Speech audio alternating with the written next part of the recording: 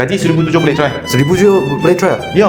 Betul ke macam tu? Bulanan berapa? Bulanan lebih kurang 600. 600. Lepas saya tengok profile lah, you punya profile cantik ke, mungkin 700. Lepas bayar kan, bulanan 600 lebih kan. Saya punya gaji macam mana? Beli rumah pasal you sekarang kahwin kan. Betul lah. Lepas tu you punya bini siapa you sudah dua. Okey, betul. Sebenarnya 1,700 tolak lah 700 lah. Bagi 1,000 macam mana hidup. Betul. Pening punya urusan semua macam ini. Kalau you tak nak, boleh you pergi luar cari mana satu ada sewa bilik ni.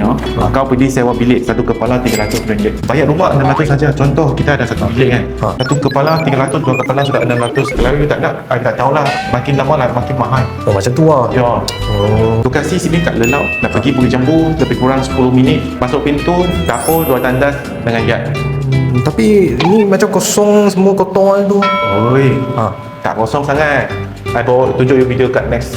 You nampak magic. Magic ah. Jangan lupa saya siapa lah kan. Terima kasih. Saya akan buat video sampai kau dapat beli rumah.